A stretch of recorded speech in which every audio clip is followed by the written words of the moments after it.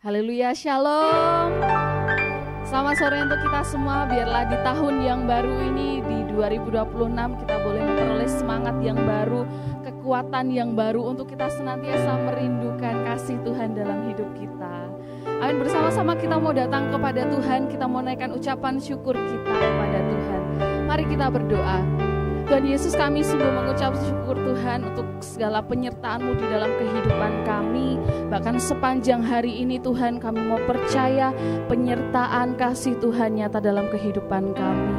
Bila saat ini Tuhan kami datang kepadamu, mau memuji, menyembah Engkau Tuhan, mau merenungkan firman-Mu dalam ibadah kami sore hari ini. Tuhan berkati ibadah kami ya Bapa, dari awal hingga akhirnya kami mau serahkan hanya di dalam nama Yesus Kristus. Terima kasih Tuhan, terima kasih. Terpujilah nama-Mu ya Bapa. Haleluya. Kami mau bersyukur kepadamu Tuhan atas segala kasih kuasa-Mu dalam kehidupan kami. Aku hendak bersyukur pada Tuhan karena keadilan-Nya dan bermazmur bagi nama Tuhan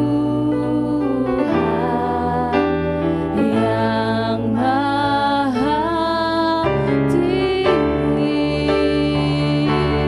Ya Tuhan, Tuhan kami, betapa mulianya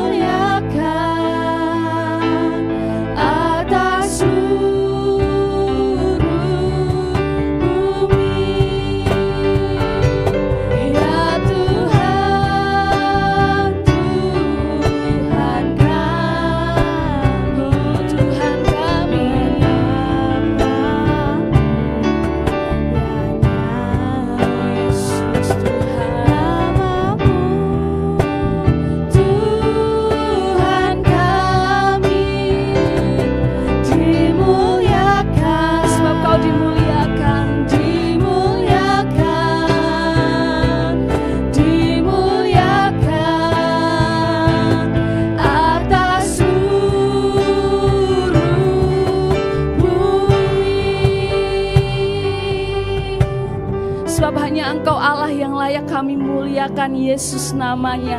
Terima kasih Tuhan, kami mau lebih lagi bersuka cita untuk Engkau. Haleluya. Amin. Sebab Allah dalam hidup kita itu adalah Allah yang baik. Haleluya. Sebab besar kasih-Nya dalam kehidupan kita.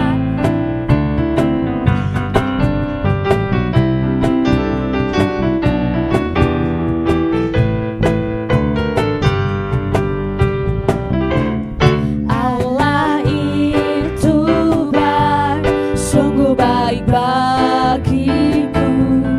Ditunjukkannya kasih setianya, Dia menyediakan yang ku perlukan, menyatakan kebaikan, menyatakan kebaikan, menyatakan kebaikannya padaku. Sekali lagi, Allah itu baik.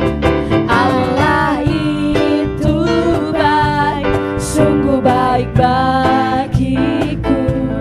Ditunjukkannya kasih setianya. Amin.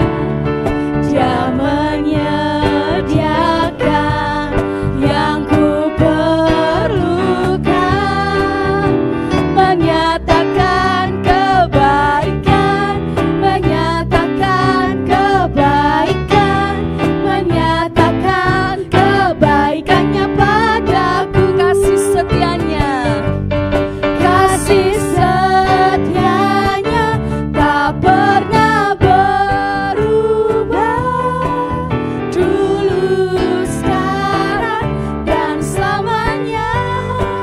Sebab sungguh ajaib, ajaiblah kuasa dalam namanya. Yesusku luar biasa. Katakan sekali lagi, Allah itu baik.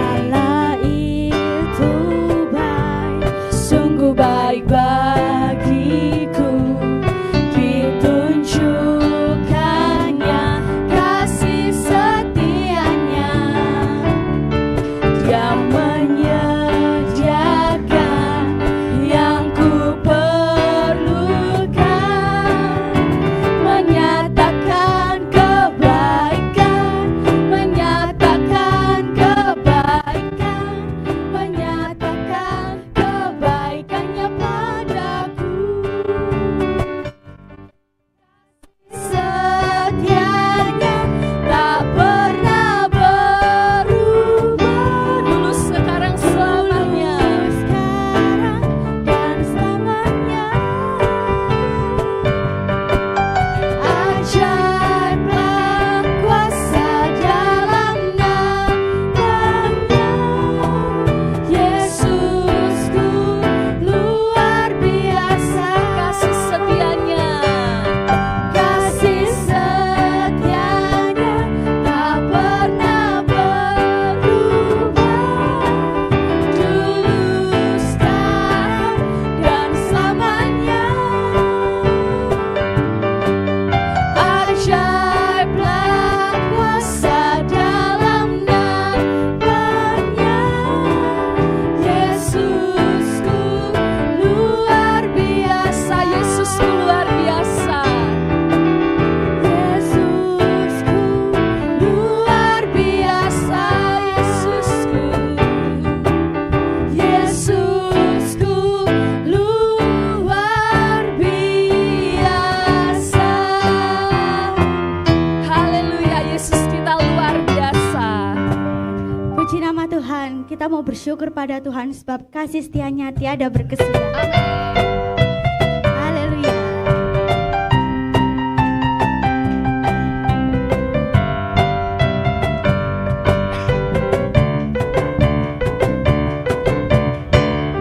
Tiada berkesudahan kasih setiamu Tuhan, selalu baru rahmat-Mu bagiku. Hari berganti hari, hari berganti hari,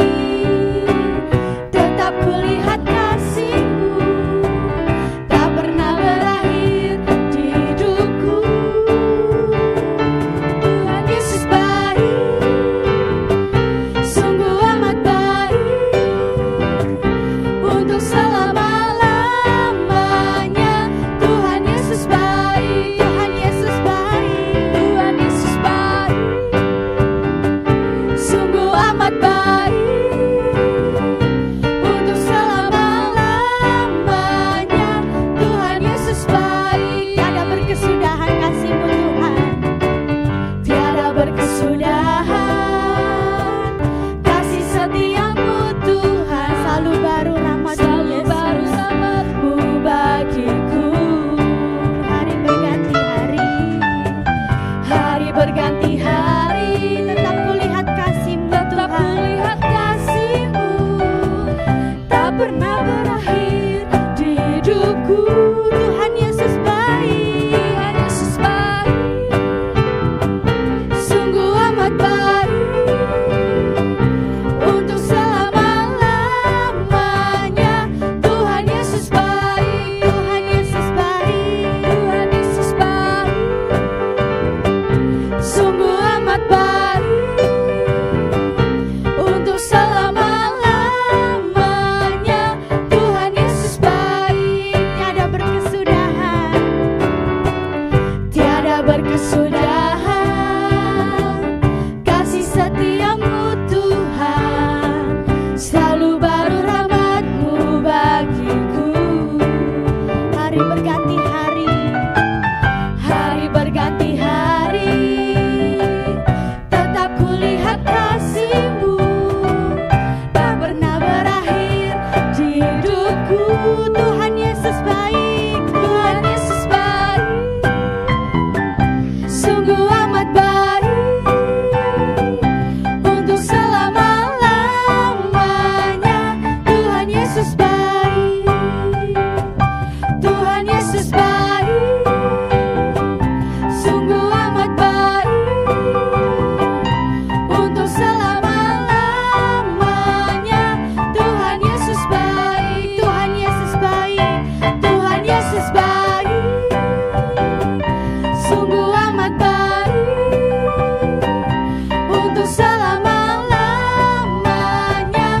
Tuhan Yesus baik, Tuhan Yesus baik, Tuhan Yesus baik, sungguh amat baik, sungguh amat baik. untuk selama-lamanya. Tuhan Yesus baik, dari selama-lamanya sampai selama-lamanya, untuk selama-lamanya. Tuhan Yesus baik. Puji nama Tuhan. Mari kita sama-sama mengambil hadirat Tuhan pada sore hari ini. Sebab kasih-Mu tak terbatas dalam kehidupan kami, ya Yesus. Haleluya. Terima kasih Tuhan. Ku kagumi Yesus.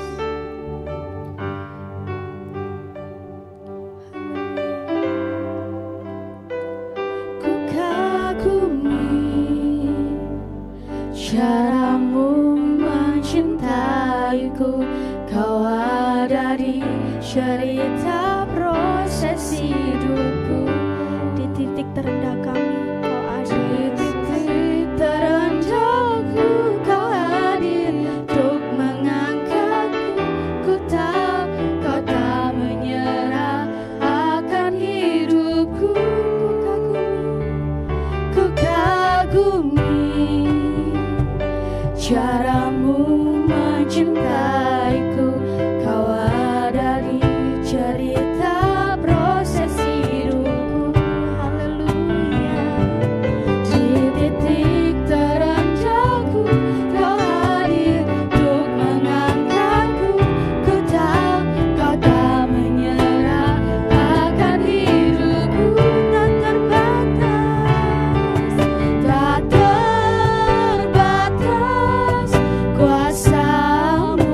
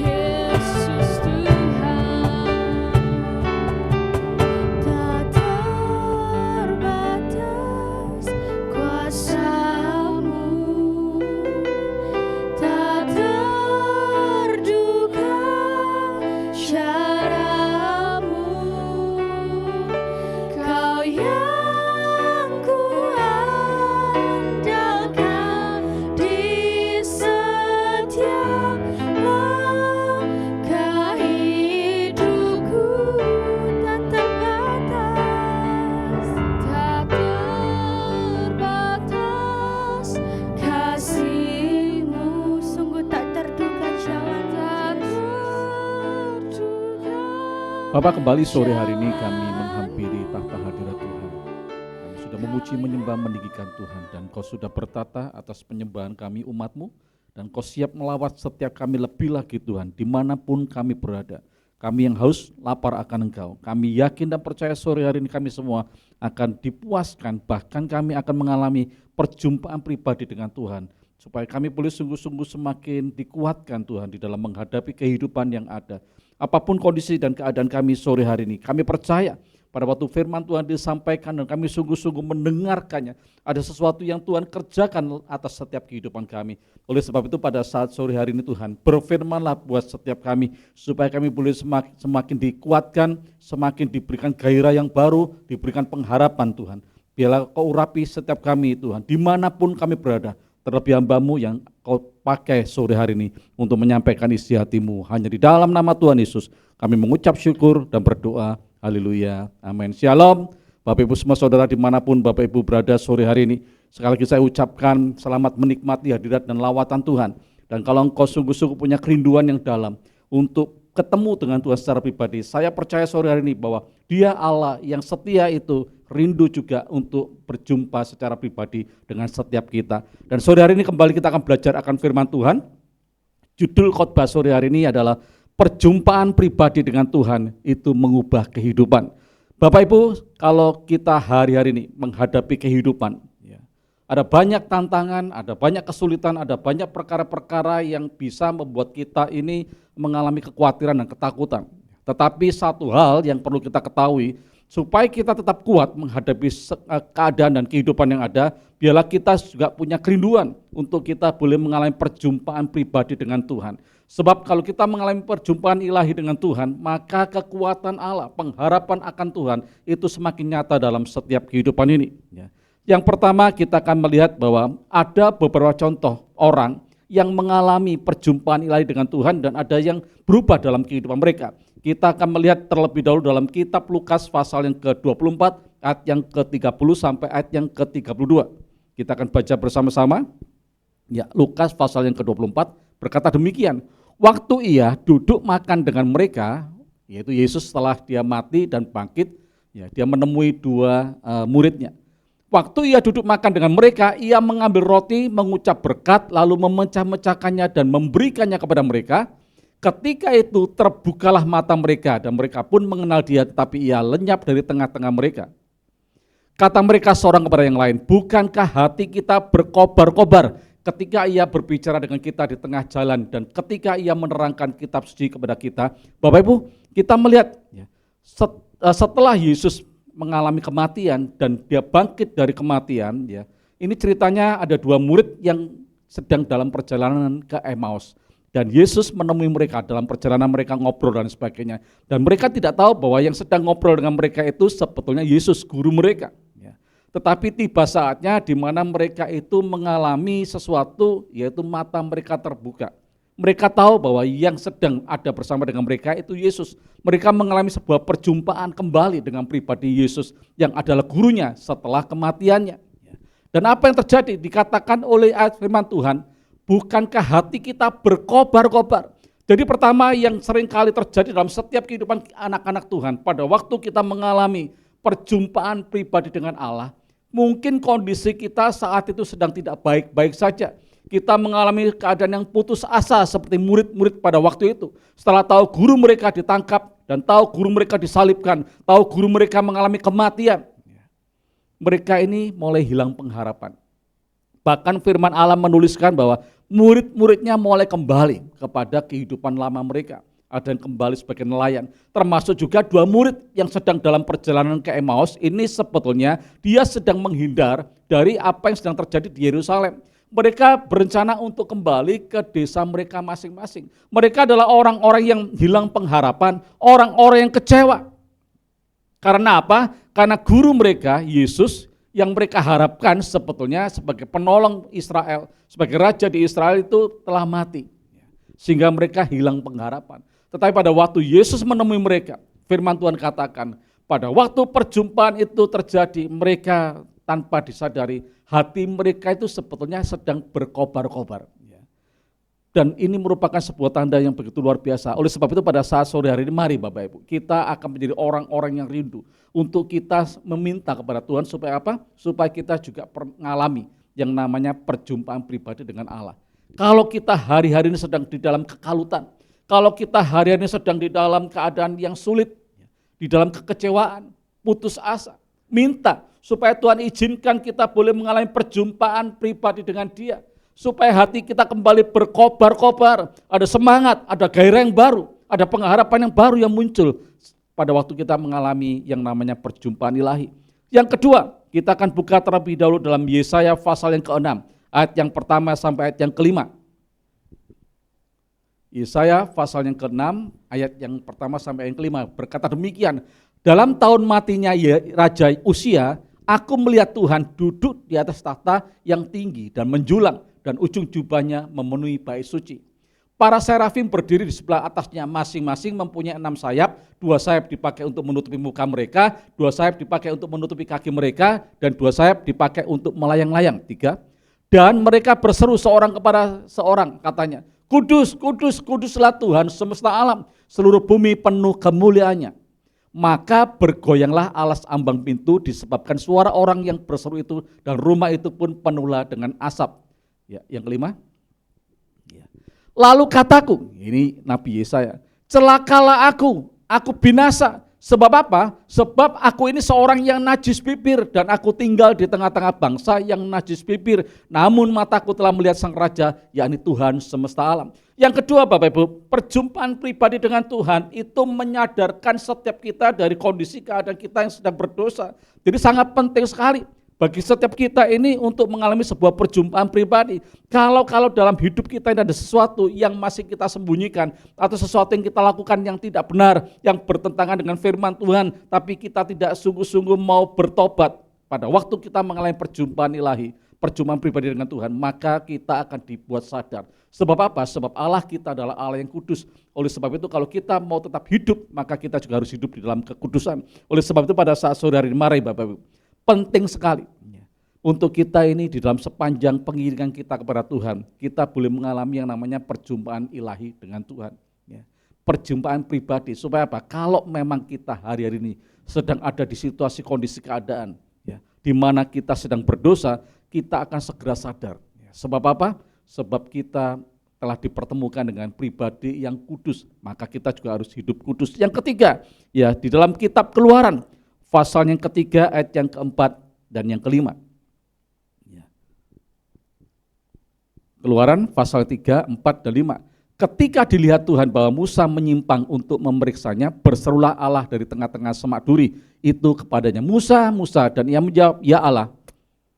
Lalu ia berfirman, janganlah datang dekat-dekat, tanggalkanlah kasutmu dari kakimu, sebab tempat di mana engkau berdiri itu adalah tanah yang kudus. Ya, Bapak Ibu, ini kisah di mana Musa setelah dia membunuh salah satu prajurit Mesir, dan diketahui oleh sesama saudaranya yang adalah orang Israel, dan Musa hendak memisahkan satu dari mereka sedang bertengkar, sehingga salah satu dari mereka itu mengetahui apa yang telah dilakukan oleh Musa yang kemarinnya itu membunuh prajurit dari Mesir, dan dia katakan, apakah engkau juga hendak membunuh aku sama seperti prajurit kemarin? Sehingga Musa menjadi takut ketahuan oleh Firaun, sehingga dia melarikan diri, dan di dalam pelarian itu Allah menemui Musa. Ini kisahnya. Dan apa yang terjadi pada waktu Musa ketemu dengan Tuhan? Musa yang sudah merasa bahwa dirinya sudah habis, masa depannya, mungkin karirnya sudah habis di Mesir, dia merasa sudah tidak ada pengharapan lagi dalam hidupnya. Tetapi pada waktu Allah mempertemukan dirinya dengan Musa, maka terjadilah yang namanya arah hidup Musa. Sehingga pada waktu Tuhan memilih Musa untuk menjadi pemimpin yang membawa keluar bangsa Israel, menuju tanah Kanaan, tanah perjanjian, Musa mengalami sebuah perubahan cara hidup atau arah hidup. Ini pun terjadi dalam Saulus, kisah para rasul pasal yang ke-9 ayat yang pertama sampai ayat yang keempat. Kita akan melihat kisah para rasul pasal 9 ayat yang pertama sampai ayat yang keempat. Sementara itu berkobar-kobar hati Saulus untuk mengancam dan membunuh murid-murid Tuhan. Ia menghadap imam besar dan meminta surat kuasa daripadanya untuk dibawa kepada majelis-majelis Yahudi di Damsyik, supaya jika ia menemukan laki-laki atau perempuan yang mengikuti jalan Tuhan, ia menangkap mereka dan membawa mereka ke Yerusalem. Dalam perjalanannya ke Damsyik, ketika ia sudah dekat kota itu, tiba-tiba cahaya memancar dari langit mengelilingi dia. Ia rebah ke tanah dan kedengaranlah olehnya suatu suara yang berkata kepadanya, Saulus, Saulus, mengapakah engkau menganiaya aku? Jadi ini ceritanya bahwa Saulus ini mengalami perjumpaan dengan Tuhan pada waktu dia sedang membawa sebuah surat dengan sebuah tujuan untuk membinasakan, membunuh orang-orang yang hidup dalam jalan Tuhan. Atau orang-orang, kalau hari ini orang-orang Kristen, orang-orang yang mengikut Kristus. Sehingga Allah mengizinkan sebuah perjumpaan ilahi dengan si Saulus tadi itu. Dan apa yang terjadi Bapak Ibu dalam ayat yang ke-19 sampai ayat yang ke-21. Dan setelah ia makan, pulihlah kekuatannya. Saulus tinggal beberapa hari bersama-sama dengan murid-murid di Damsyik. Ketika itu juga ia memberitakan Yesus. Jadi orang ini awalnya adalah musuhnya Allah. Tujuannya membunuh, tapi pada waktu dia mengenai perjumpaan ilahi dengan Tuhan, dikatakan oleh ayat firman Tuhan ini, Saulus yang berubah nama akhirnya jadi Paulus itu memberitakan Yesus di rumah-rumah ibadat dan mengatakan bahwa Yesus adalah anak Allah. Ayat yang ke-21, semua orang yang mendengar hal itu heran dan berkata, bukankah dia ini yang di Yerusalem mau membinasakan barang siapa yang memanggil nama Yesus ini? Dan bukankah ia datang ke sini dengan maksud untuk menangkap dan membawa mereka ke hadapan imam kepala? Tetapi hari itu Saulus yang adalah Paulus berubah haluan setelah mengalami sebuah perjumpaan. Saulus mengalami yang namanya arah hidup yang diubahkan oleh Tuhan. Yang dulunya dia adalah musuhnya Allah, sekarang menjadi orang yang dipakai Allah untuk memberitakan Injil kerajaan, untuk menyatakan kemuliaan Tuhan. Jadi Bapak Ibu, sekali lagi saya mau katakan, sangat penting sekali bagi setiap kita anak-anak Tuhan. Supaya apa? Supaya pengiringan kita kepada Tuhan itu langgeng sampai akhir hidup kita. Kita perlu mengalami yang namanya perjumpaan ilahi dengan Tuhan atau perjumpaan pribadi dengan Allah. Sebab apa? Kalau misalnya hari-hari ini hati kita, keadaan kita sedang tidak baik-baik, kita hilang pengharapan, sedang dalam kekecewaan, kita berputus asa. Pada waktu kita ketemu dengan Tuhan secara pribadi, maka hati kita kembali berkobar-kobar seperti dua murid yang ketemu dengan Yesus pada waktu sedang dalam perjalanan ke Emmaus. Yang kedua, kalau kita hari sedang ada di dalam keadaan yang berdosa dengan perjumpaan dengan Tuhan, maka kita akan disadarkan dari dosa-dosa kita. Dan yang ketiga, dengan perjumpaan dengan Tuhan itu akan mengubah arah hidup kita. Kalau mungkin selama ini kita ini meskipun sudah mengenal, mengerti, menerima Yesus sebagai Tuhan dan Juru Selamat pribadi, tapi kita masih memiliki cara hidup yang tujuannya hanya untuk kepentingan diri kita sendiri, hanya untuk kepuasan diri. Tapi pada waktu kita mengalami perjumpaan ilahi, pada waktu kita mengalami perjumpaan dengan Tuhan, maka arah hidup kita itu akan semakin terarah. Tujuannya apa? Untuk mempermuliakan Tuhan. Tujuan kita hidup untuk apa? Untuk kita boleh menyelesaikan tugas-tugas kerajaan dalam setiap hidup kita. Jadi bukan hidup hanya untuk kepentingan pribadi, tapi kita mau hidup untuk kepentingan surga yang ada di bumi. Oleh sebab itu pada saat sore hari saya mau katakan sangat penting sekali Bapak Ibu, rindukan. Terus terang secara pribadi pun hari-hari ini saya itu merindukan. Untuk saya setiap kali saya sedang berdoa saya ngomong kepada Tuhan, Tuhan aku rindu Tuhan. Untuk aku boleh mengalami perjumpaan pribadi dengan Tuhan. Supaya apa? Supaya aku betul-betul mengalami sebuah perubahan. Cara pandang, perubahan sikap hati, perubahan gaya hidup, perubahan supaya aku semakin mengerti apa yang Tuhan mau. Panggilan apa yang Tuhan mau untuk aku segera selesaikan. Apa yang harus aku lakukan untuk supaya apa? Kerajaan Allah yang ada di bumi ini disebarluaskan, diperluas. Jadi saya betul-betul rindu, saya setiap kali datang berdoa, saya minta kepada Tuhan dengan sebuah kerinduan. Pertanyaannya gini Bapak Ibu, Pak bagaimana caranya untuk kita bisa mengalami perjumpaan ilahi dengan Tuhan? Ada satu ayat yang ini mungkin membuat kita bisa kita terapkan dalam hidup ini. Kita buka terlebih dahulu dalam kitab Yeremia pasal yang ke-29, ayat yang ke-12 sampai ayat yang ke-14a bagian A.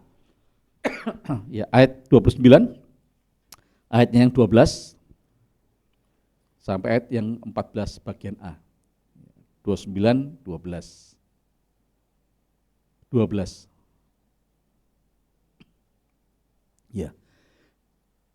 Dan apabila kamu berseru dan datang untuk berdoa kepadaku, ini kata Allah, maka aku Allah akan mendengarkan kamu.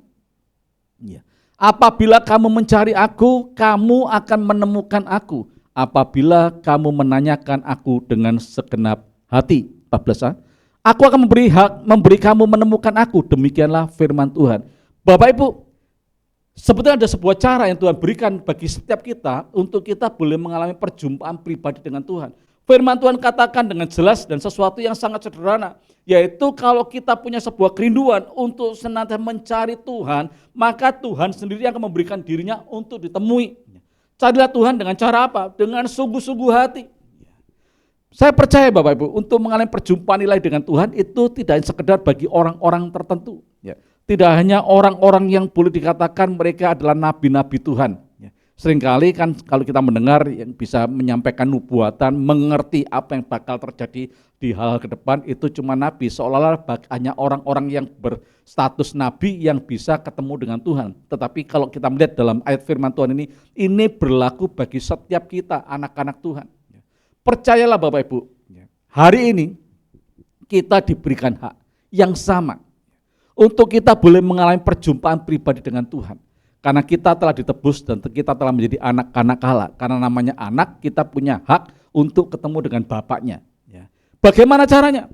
Cari Tuhan dengan sungguh-sungguh. Cari Tuhan dengan segenap hati. Maka kalau kita cari Tuhan dengan sungguh-sungguh dan dengan segenap hati, maka Allah sendiri yang akan memberikan dirinya untuk bertemu dengan setiap kita. Dan pada waktu kita mengalami perjumpaan ilahi dengan Tuhan, saya percaya ada perubahan-perubahan yang Tuhan izinkan terjadi dalam setiap hidup kita. Kalau hari-hari kita mungkin sedang dalam terpuruk, keadaan yang penuh dengan kekhawatiran, ada ketakutan, ada hal yang membuat kita putus asa, maka Tuhan akan membuat hati kita berkobar-kobar. Tuhan akan memberikan keberanian bagi kita untuk tetap melangkah. Dan saya percaya kalau hari ini kita sedang dalam keadaan yang sedang berdosa, pada waktu kita mengalami perjumpaan pribadi, maka Tuhan akan menyadarkan akan dosa kita dan kita akan segera bertobat. Dan yang ketiga, saya percaya arah tujuan hidup kita itu akan semakin jelas. Kita akan menjadi orang-orang yang tidak hanya mementingkan diri sendiri, tapi menjadi orang-orang yang mau peduli apa tujuan Tuhan menempatkan kita di kota di mana kita tinggal, menempatkan kita di gereja lokal yang ada, menempatkan kita di sebuah rumah tangga, di sebuah komunitas. Saya percaya tujuannya Tuhan itu jelas,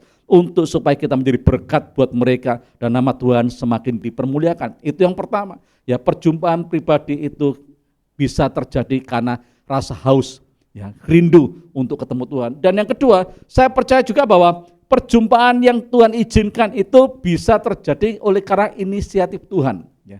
Bukankah Allah kita adalah Allah yang berdaulat atas setiap kehidupan kita umat manusia? Ada banyak contohnya dalam Alkitab. Tuhan sendiri datang menjumpai orang-orang yang memang perlu untuk dijumpai. Saya tidak ambil banyak tapi ada beberapa contoh saja. Yang pertama Yunus.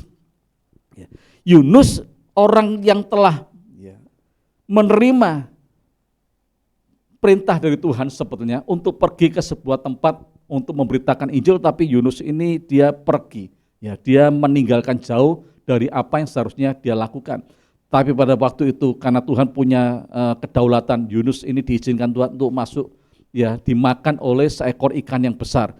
Dan di dalam perut ikan itulah Yunus mengalami perjumpaan ilahi dengan Allah. Bukankah ini inisiatifnya Allah untuk menyadarkan Yunus dari apa yang telah dia lakukan, untuk kembali kepada tujuan Tuhan, memanggil Yunus untuk memerintahkan Yunus untuk pergi ke Niniwe. Ya, oleh sebab itu pada saat sore hari, kalau itu memang menjadi inisiatifnya Tuhan, biar kita akan tetap mengalaminya. Yang kedua kita melihat Musa tadi, ya, itu juga inisiatifnya Allah. Pada waktu dia sedang ada di sebuah gurun, sedang mengembalakan kambing domba Yitro mertuanya, maka Allah berinisiatif untuk menemui Musa. Ya, juga ya, Saulus itu adalah inisiatif Allah. Bapak Ibu sekali lagi bahwa yang pertama itu bisa terjadi oleh karena kerinduan hati kita. Ya. Semua orang punya hak yang sama untuk meminta dengan segala kerinduan untuk mengalami perjumpaan. Tetapi yang kedua bisa oleh karena inisiatifnya Tuhan sendiri. Ya. Kita akan melihat lebih jauh lagi, akibatnya apa sih kalau kita mengalami perjumpaan pribadi dengan Tuhan? Ya, kita mau belajar dari seseorang yang mengalami perjumpaan ilahi dengan Tuhan, sehingga di dalam perjalanan kehidupannya mengalami perubahan-perubahan. Kita akan buka terlebih dahulu dalam kitab Kejadian pasal yang ke-28 ayat yang ke-10 sampai ayat yang ke-12. Kejadian ya 28 10 sampai 12 dan dilanjutkan nanti 16 sampai 22. Oke? Maka Yakub berangkat dari Berseba dan pergi ke Haran. Ia sampai di suatu tempat dan bermalam di situ. Karena matahari telah terbenam, ia mengambil sebuah batu yang terletak di tempat itu dan dipakainya sebagai alas kepala, lalu membaringkan dirinya di tempat itu. Selanjutnya, maka bermimpilah ia, di bumi ada didirikan sebuah tangga yang ujungnya sampai di langit, dan tampaklah malaikat-malaikat Allah turun naik di tangga itu. 16. Ketika Yakub bangun dari tidurnya, berkatalah ia, sesungguhnya Tuhan ada di tempat ini dan aku tidak mengetahuinya. 17. Ia takut dan berkata, alangkah dahsyatnya tempat ini dan tidak lain dari rumah Allah. Ini pintu gerbang surga. 18. Keesokan harinya pagi-pagi Yakub mengambil batu yang dipakainya sebagai alas kepala dan mendirikan itu menjadi tugu dan menuang minyak ke atasnya. Selanjutnya, ia menamai tempat itu Betel, dahulu nama kota itu Luz. 20. Lalu bernasarlah Yakub, jika Allah akan menyertai dan akan melindungi aku di jalan yang kutempuh ini, memberikan kepadaku roti untuk dimakan dan pakaian untuk dipakai, sehingga aku selamat kembali ke rumah ayahku, maka Tuhan akan menjadi Allahku. 22. Dan batu yang kudirikan sebagai tugu ini akan menjadi rumah Allah. Dari segala sesuatu yang engkau berikan kepadaku, akan selalu kupersembahkan 1/10 kepadamu. Bapak Ibu, ini sebuah cerita. Nanti Bapak Ibu bisa baca secara keseluruhan dari cerita tentang pelarian dari Yakub. Ya. Suatu ketika si bapaknya Yakub yang adalah Ishak ini sudah berumur, kepingin makan hasil buruan dari anak pertamanya, yaitu Esau yang sering berburu. Ya. Pada waktu ibunya mendengar permintaan dari suaminya, maka dia ingin memanipulasi keadaan pada zaman itu. Dia menyuruh anak keduanya, si Yakub tadi itu, berpura-pura menjadi Esau. Dan ini adalah siasat dari ibunya. Sebetulnya dalam hal ini yang salah itu ibunya. Tetapi si Yakub mengikutinya. Dia melakukan, dan singkat cerita, Esau tahu bahwa Yakub telah menipu dia. Sehingga si Esau ini kepingin membunuh si Yakub. Singkat cerita, Yakub ini melakukan sebuah pelarian. Dan pada waktu dalam perjalanan pelarian, Allah berinisiatif untuk menemui Yakub lewat mimpi tadi. Ya, ini kisahnya. Dan apa yang terjadi pada waktu si Yakub yang sedang dalam pelarian, dia adalah orang yang seharusnya itu adalah orang pesakitan, dalam pengertian dia adalah penipu yang telah menipu kakaknya 2 kali dan menipu ayahnya. Ya, itu sebetulnya dia tidak punya hak untuk ketemu dengan Allah, tetapi Allah berinisiatif untuk menemui Yakub pada waktu itu, sehingga ayat ini muncul. Dan apa yang terjadi Bapak Ibu setelah Allah menemui Yakub? Dikatakan oleh ayat firman Tuhan, pada waktu Yakub bangun pagi-pagi, dia memakai batu yang sebagai bantalnya dia dan mendirikan tugu di situ.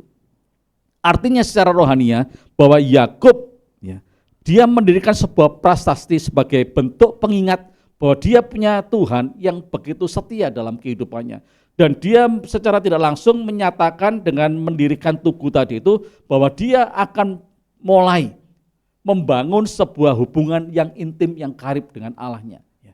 Jadi sekali lagi Bapak Ibu, kalau kita betul-betul mengalami perjumpaan ilahi, ada sesuatu yang baru yang terjadi, sesuatu yang positif, sesuatu yang semakin membawa kita semakin dekat kepada Tuhan. Seperti apa yang dialami oleh Yakub setelah dia tahu bahwa Allah ketemu dengan dia. Ya, yang pertama yang Yakub lakukan, dia mendirikan sebuah tugu sebagai bentuk peringatan bahwa dia harus mulai semakin sungguh-sungguh hidup dengan Tuhan, membangun sebuah hubungan yang lebih karib. Yang kedua dikatakan oleh ayat firman Tuhan, ya, mulai hari ini aku bernasar, kata Yakub. Aku akan menjadikan kau yang adalah Tuhan sebagai Allahku secara pribadi. Kalau mungkin selama ini Yakub menyebut Allah itu Allah Ishak, Allah Abraham. Tapi pada saat itu setelah dia mengalami perjumpaan ilahi dengan Allah, maka dia bernasar di hadapan Tuhan. Meskipun nasarnya itu dengan sebuah syarat, tapi ada sesuatu yang maju hari ini. Bahwa dia katakan bahwa aku akan menjadikan kau Tuhan sebagai Allah. Artinya penguasa tunggal dalam kehidupannya, yang berdaulat penuh atas kehidupan Yakub. Saya percaya Bapak Ibu, sekali lagi kalau kita mengalami perjumpaan pribadi dengan Tuhan, maka kita akan semakin mengasihi Tuhan, semakin mencintai Tuhan, semakin memberikan hidup kita kepada Tuhan. Dan yang terakhir, apa yang dialami oleh Yakub? Dikatakan oleh ayat firman Tuhan, dia bernasar juga untuk mempersembahkan 1/10 dari hasil yang dia dapatkan. Padahal Bapak Ibu pada waktu zamannya si Yakub hidup, itu perintah Tuhan di kitab Maleakhi 3 ayat yang ke-10 seperti yang kita kenal hari ini itu belum ada. Tetapi Yakub ini luar biasa. Pada waktu dia mengalami perjumpaan pribadi dengan Tuhan, selain 2 hal tadi yang dilakukan, yang pertama membangun hubungan yang intim karib dengan Tuhan, yang kedua dia akan menjadikan Tuhan itu Allah dalam kehidupannya, dan yang ketiga dia berjanji, dia berkomitmen, dia bernasar untuk dia senantiasa memberikan ataupun mengembalikan ataupun mempersembahkan 1/10 dari setiap hasil yang dia dapatkan. Kenapa dia bisa melakukan seperti ini? Karena dia lihat kakeknya. Abraham kan juga pernah melakukan ya, untuk mengembalikan 1/10 yang adalah milik Tuhan, dan si Yakub melihat bagaimana Allah memberkati Abraham sedemikian limpahnya, maka Yakub pun melakukan hal yang sama. Bapak Ibu, sekali lagi sore hari ini saya mau katakan bagi setiap kita, mari ya, rindukan ya, untuk kita mengalami perjumpaan ilahi. Dampaknya itu pasti banyak hal Bapak Ibu. Kebutuhan setiap kita itu berbeda satu dengan yang lain. Tapi saya percaya kepada waktu engkau betul-betul mengalami perjumpaan ilahi dengan Tuhan, ya, dengan sebuah kerinduan tadi, bagaimana caranya? Cari Tuhan sungguh-sungguh, ya. Cari Tuhan dengan segenap hatimu. Ya. Engkau yang aktif untuk mencari Tuhan dengan segenap hati, dan pada waktu engkau mencari Tuhan sungguh-sungguh, firman Tuhan katakan menjamin bahwa Dia akan memberikan dirinya untuk ditemui bagi setiap kita. Maka perjumpaan itu terjadi, dan pada waktu perjumpaan ilahi terjadi, saya percaya pasti apapun kondisi kita, kalau kita membutuhkan kesembuhan, pemulihan, pasti saya percaya pemulihan dan kesembuhan pasti terjadi.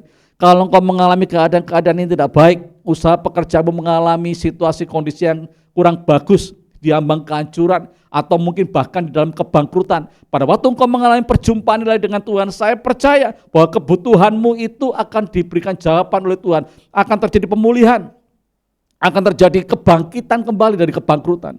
Oleh sebab itu pada saat sore hari ini sangat penting, rindukan Bapak Ibu. Ini sekali lagi saya mau katakan dan saya mau garis bawahi bahwa ya, perjumpaan dengan Tuhan itu tidak sekedar bagi orang-orang yang punya level tertentu di dalam pelayanan. Ya. Hanya gembala sidangkah, staf gembala, orang-orang yang terlibat di dalam pelayanan, tidak. Ini berlaku bagi setiap umat Tuhan ya, yang telah membuka dirinya, menerima Dia sebagai Tuhan dan Juru Selamat, itu diberikan hak yang sama. Untuk engkau mengalami perjumpaan pribadi dengan Tuhan, dengan cara berikan rasa haus dan laparmu, dengan engkau senantiasa mencari wajahnya dengan segenap hatimu, dengan bersungguh-sungguh hati, maka sesuai dengan waktunya Tuhan, maka Dia akan memberikan dirinya untuk menjumpai setiap kita. Dan pada waktu kita berjumpa dengan Allah, saya percaya ada perkara-perkara yang baru yang Tuhan akan berikan dalam setiap kehidupan kita, supaya kita akan semakin mengasihi Tuhan, semakin mencintai Tuhan, semakin menempatkan posisi Tuhan dengan benar dalam setiap kehidupan kita, dan kita ini akan menjadi orang-orang yang mau melakukan setiap perintah-perintah Tuhan yang ada dalam Alkitab. Haleluya, puji Tuhan, amin. Kita mau tundukkan kepala di hadapan Tuhan sore hari ini. Mari Bapak Ibu, kalau kita sudah mendengar firman Tuhan yang disampaikan sore hari ini, Allah sebetulnya sangat rindu untuk menjumpai setiap kita. Tetapi seringkali dalam setiap hidup ini, kita ini kurang betul-betul punya kerinduan untuk mengalami perjumpaan. Padahal ini sesuatu yang sangat penting. Oleh sebab itu pada saat sore hari, mari, kalau engkau betul-betul rindu di dalam kehidupanmu sepanjang tahun 2026 ini mengalami sebuah terobosan-terobosan yang baru, yang tidak pernah kau bayangkan, mulai rindukan untuk engkau mengalami perjumpaan pribadi dengan Tuhan. Caranya gimana? Cari Tuhan sungguh-sungguh, cari Tuhan dengan segenap hati, bangun keintiman dengan Dia, sampai suatu waktu Tuhan sendiri akan memberikan dirinya untuk menjumpai setiap kita. Maka saya percaya bahwa engkau akan mengalami terobosan-terobosan yang begitu luar biasa. Sore hari ini kembali ya, setelah kita mendengar firman Tuhan, lakukan dengan sungguh-sungguh, mulai membangun keintiman, membangun waktu-waktu kita berdoa, membangun pada waktu-waktu kita membaca dan merenungkan firman Tuhan. Itu adalah cara bagaimana kita berpeluang untuk kita boleh mengalami perjumpaan pribadi dengan Tuhan. Mari kita berdoa bersama. Bapa, kami bersyukur sore hari ini karena Engkau telah menyampaikan isi hatimu.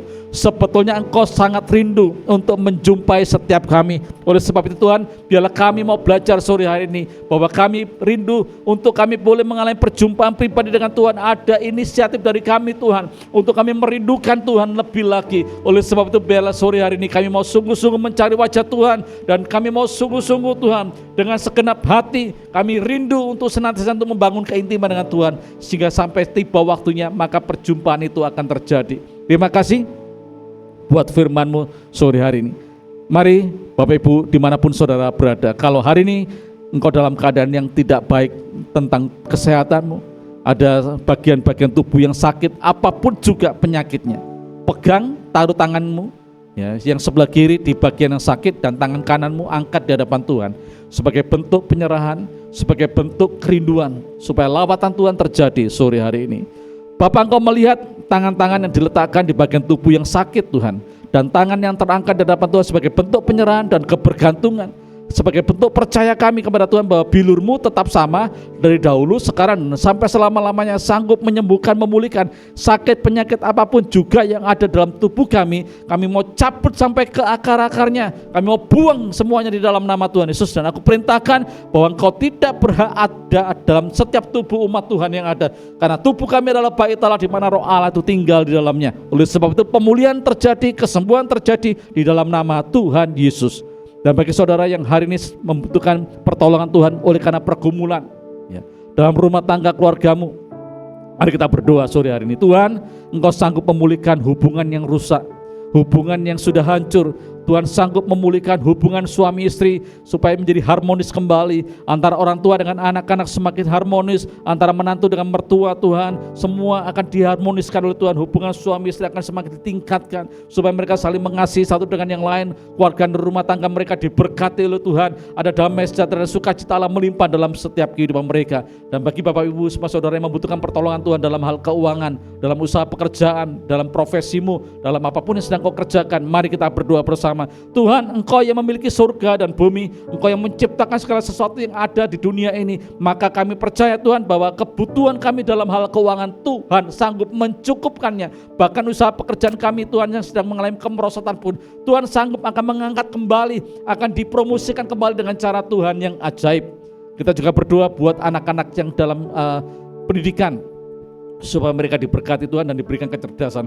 Kami melepaskan berkat buat anak-anak yang sedang ada dalam pendidikan Tuhan, baik mereka di dalam sekolah TK, SD, SMP, SMA ataupun dalam perguruan tinggi. Tuhan tolong supaya Tuhan akan lakukan sebuah perbedaan seperti apa yang dialami oleh Daniel, Sadrak, Mesak dan Abednego 10 kali lebih Tuhan dibandingkan dengan orang lain, karena mereka adalah biji mata Tuhan. Mereka menjadi orang-orang yang diberikan kecerdasan, mereka diberikan pengetahuan yang lebih supaya mereka dipakai oleh bangsa dan negara ini Tuhan. Terima kasih buat apapun yang sudah Tuhan kerjakan bagi kami semua sore hari ini.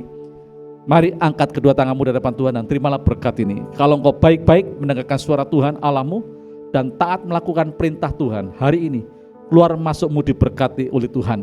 Di desa, di kota, dimanapun Tuhan tempatkan diberkati. Sawah ladangmu diberkati, tempat adonanmu diberkati, peternakanmu diberkati, perikananmu diberkati. Apapun yang kau kerjakan dibuat Tuhan berhasil dan beruntung. Engkau tetap naik dan tidak turun, jadi kepala dan bukan ekor. Terimalah berkat dari Allah Bapa, Allah Anak, Allah Roh Kudus dalam nama Tuhan Yesus Kristus. Haleluya, amin. Selamat malam, Tuhan Yesus memberkati kita semua. Haleluya.